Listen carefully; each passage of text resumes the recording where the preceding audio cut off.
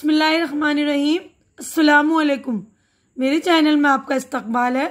Welcome to ऐसे teaching zone. आज की हमारी ये वीडियो है इंग्लिश स्पीकिंग कोर्स की, जिसमें हम रोज़मर्रा में बोले जाने वाले जुमले पढ़ रहे थे, जिसमें हमारे 19 टॉपिक हो चुके हैं। आज का 20वां टॉपिक है हमारा झगड़ा। तो आज हम 39th डे पे, यानी 39वां दिन हमारा चल रहा है, यानी 38 दिन के कर चुके हैं हमने वीडियो। तो आप लोग जो लोग बिल्कुल नए वो पिछली वीडियो भी देखा करिए मेरी, ताकि आप शुरुआत से सीख लें, है ना। तो आज 20वें डे में हम, मतलब 20वां हमारा जो टॉपिक है झगड़ा, क्वारल। तो पहला देखिए सेंटेंस है, आप आपे से बाहर क्यों हो रहे हैं। तो जब झगड़ा होता है, गुस्सा करते हैं, तो हम बोलते हैं ना, आप इतना गुस्सा क्यों हो रहे हो, क्यों आपे से बाहर हो रहे हो, है ना। तो इसी तरह इंग्लिश में इसको बोलेंगे, why are you losing your temper. खबरदार, दोबारा मुंह से न निकालना।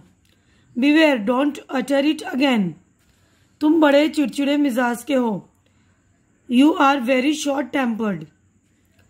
इसने मेरी नाक में दम कर रखा है। He has got on my nerves. जो हो सो हो। कम, व्हाट में। मैंने तुम्हारा क्या बिगाड़ा है। What harm have I done you, या हम बोल सकते हैं what wrong have I done to you. तुम्हें खुद को सुधारना पड़ेगा। You will have to mend your waves. क्यों इससे बेकार में झगड़ा मोल लेते हो। Why do you quarrel him with him unnecessarily. तेज में ना आओ। Don't get worked up. Don't get excited. अब किसी ना किसी तरह बात खत्म करो।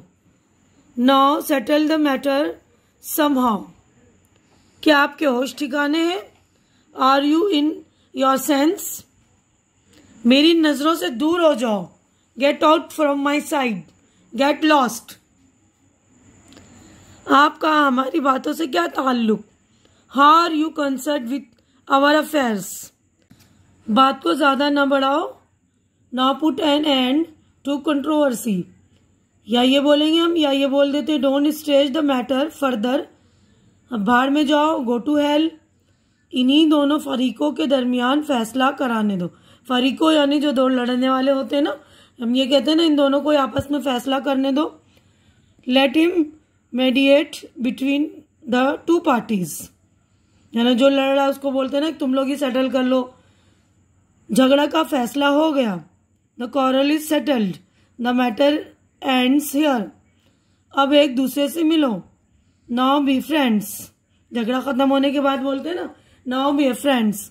अब उसके बाद देखिए माजरत, माफी यानी अपोलोजाइज। जब हम किसी से गुस्सा होने के बाद जब माफी मांग लेते हैं, या कुछ हमसे गलत हो जाता है तो हम माफी मांगते हैं ना, माजरत करते हैं। आप बुरा ना माने। Please don't mind this. या ये बोलेंगे, या please don't feel bad about it. मैं तो मजाक कर रहा था। I was just joking. माफ कीजिए, मैं वक्त पर नहीं आ सका। I am sorry I got late. ठीक है, अब अगले सफे पे चलते हैं हम। मुझे ये जानकर सदमा हुआ, या बोलते मुझे ये जानकर दुख हुआ। I was sorry to hear this, या बोलेंगे I was pained to hear this. कोई गलती हो गई हो तो माफ करना। Excuse me if there has been any mistake. मैं आपसे माफी चाहता हूं। I beg your pardon. मेरे गलत तलफ़ुज़ को माफ करें। Please excuse my uncorrect pronoun. तो देखिए, please excuse my incorrect pronunciation. बीच में बोलने के लिए मुझे माफ की करें। आई am sorry for interrupting you. माफ कीजिए, मैं टेलीफोन नहीं कर सका। I am sorry I couldn't call you. मेरी तरफ से माफी मांग लीजिए। Apologise on my behalf. माफी मत मांगिए, कोई बात नहीं। Don't apologise, it does not matter. ये तो सिर्फ गलती से हो गया। It was merely done by mistake. मुझे बहुत अफसोस है। I am very sorry. आप फिक्र ना करें, कोई नुकसान नहीं हुआ। Don't worry, no harm is done. अगर अनजाने में मैंने आपको तकलीफ पहुंचाई हो तो मुझे इसका अफसोस है। I am very sorry if I have unknowingly hurt you. ये अनजाने में हुआ था, it was done unknowingly. तो ये दोनों सेम ही मीनिंग में आते हैं, किसी भी तरह से हम बोल सकते हैं। ये आपकी गलती नहीं थी, it was not your fault. मुझे बड़ा अफसोस है जो आपको इतनी देर तक मेरा इंतजार करना पड़ा। I am awfully sorry to have kept you waiting so long. कोई हर्ज नहीं, that's all right. अब गुस्सा, एंगर, चुल्लू भर पानी में डूब मरो। You should be ashamed of yourself. Shame on you. तुम्हें शर्म आनी चाहिए। You should be ashamed of yourself. तुम बड़े चलते पुर्जे हो। You are too clever. You are too smart. दोनों में से कुछ भी एक बोल देंगे। तुम बड़े चालू आदमी हो। You are an extremely cunning man. लानत है तुम पर। Shame on you.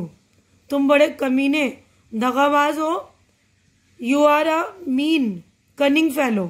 तो गुस्से में हम कुछ कुछ बोल देते हैं ना, तो देखिए इंग्लिश में किस तरह बोल रहे हैं हम, कितने अच्छी तरह से बोल पा रहे हैं ना, कि you are a mean fellow या बोलेंगे you are a cunning fellow. मैं तुम्हारी सूरत देखना नहीं चाहता। I don't want to see your face. Don't show me your face again. ये बोलते हैं ना, मैं तुम अपना चेहरा मुझे मत दिखाना अगली बार। बक बक मत करो। Don't talk nonsense. Stop yapping. ये सब तुम्हारी वजह से हुआ है। It's all because of you. ये सब तुम्हारी करतूत है। It's all your doing. तुम इससे बच नहीं सकते। You can't get away like this. You can't escape from this. ठीक है, तो अब आगे बढ़ते हैं हम। देखिए, तुम्हें कभी माफ नहीं किया जा सकता। You don't deserve forgiveness. You can never be forgiven. इसके जिम्मेदार तुम हो। You are responsible for this या that, है ना। You are responsible for that या this, इस तरह बोल रही है। अब देखिए हमने जो पढ़ा है उसका पूरा रिमेम्बरिंग है। टू रिमेम्बर यानी बराए याददाश्त, यानी उसका पूरा रिवीजन है। तलफ़ुज़ के लिहाज से देखिए, ये लूज, खोना, लूज, ढीला एक जैसा नहीं है। तो ये लूज और ये लो, मतलब लूज बोलते ना, तुम्हें ये शर्ट बहुत लूज हो रही है और तुमने लूज कर लिया है गेम तुम, तो मतलब, तो देखिए लॉस, खोना, लूज मतलब ढीला होता है ना। बोलते ना तुम्हें ये शर्ट बहुत लूज हो रही है, ढीली हो रही है ना, माने में एकदम अलग है। हम हिंदुस्तानी जो है तलफ़ुज़ के मुताबिक स्पेलिंग करने के मशाक होने की वजह से लॉस की जगह पर लूज, मुशब्बा लफ्ज गूस, बतख, नूज, फांसी का फंदा को नजर में रखते हुए लिख दिया करते हैं। इस गलती से होशियार रहिए। यानी ये लूज और लॉस दोनों भी मतलब मीनिंग में अलग है बिल्कुल, है ना। तो याद रखिएगा, जब आपको लिखना हो तो पढ़ने में मतलब बोलने में लूज दोनों है ऐसा लगता है ना, तो मीनिंग में अलग अलग होने की वजह से देखिए इसका मतलब ढीला और इसका मतलब खोना। गेट हासिल करना, फेल के साथ मुख्तलिफ प्रोपोजिशन के कैसे कैसे अजीब माने बन जाते हैं, ये काबिल दीद है। यानी गेट में हम प्रोपोजिशन लगाए ना, गेट अबाउट का मतलब है चलना फिरना। He gets about with difficulties since his illness, अपनी बीमारी के वक्त से वो मुश्किल से चल फिर पाता है। गेट बैक वापस आना, when will you get back, आप वापस कब आएंगे। गेट डाउन यानी उतरना। She climbed the tree but then couldn't get down again, वो पेड़ पर तो चढ़ गई, वो पेड़ पर चढ़ तो गई मगर उतर न सकी। गेट गोइंग शुरू करना, they wanted to get going on the construction on the house, वो मकान बनाना शुरू करना चाहते थे।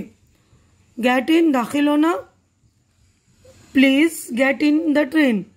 Set the guard, the train is about to start, गाड़ी के अंदर आ जाइए, आइए, गार्ड ने कहा गाड़ी चलने वाली है।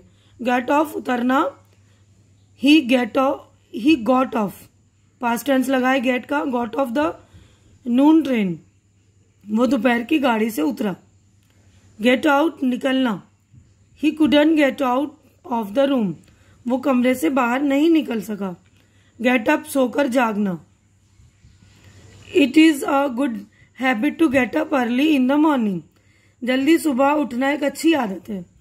गेट टुगेदर, इकट्ठे होना। We are planning get together to celebrate our friends marriage, हम अपने दोस्त की शादी के मौके पर इकट्ठे होने की सोच रहे हैं। यानी हम बोलते हैं ना, हम गेट टुगेदर रखना चाहते हैं, शादी के बाद हम एक गेट टुगेदर पार्टी करेंगे, ठीक है। तो गेट टुगेदर का मतलब इकट्ठे होना यानी मिलना। गेट थ्रू, कामयाब होना। He got through his examinations, वो इम्तिहान में कामयाब हो गया वगैरह। तो ये याद रखिएगा, गेट में हम प्रपोजिशन लगाकर अलग अलग मीनिंग बना सकते हैं। तो आप लोग बिल्कुल ध्यान रखेंगे इन सारी चीजों का। तो यहीं पर मैं अपनी वीडियो कंप्लीट करती हूँ। उम्मीद है कि आप लोगों को मेरी वीडियोस अच्छी लग रही होगी। अच्छी लग रही है तो लाइक कीजिए, ज़्यादा से ज़्यादा शेयर कीजिए, ताकि जो ज़रूरतमंद हो उन तक ये मेरी वीडियो पहुंचाइए, ताकि उन लोगों की भी इंग्लिश अच्छी हो सके। और मेरी पुरानी वीडियोस भी देखिए और आप लोग रिवाइज कीजिए और मेरे चैनल को सब्सक्राइब करके मेरी हौसला अफजाई कीजिए, मुझे इनकरेज कीजिए। हमारी अगली मुलाकात अगली वीडियो में होगी। तब तक आप लोग अपना ख्याल रखिए, मुझे दुआओं में याद रखिए। अल्लाह हाफिज़।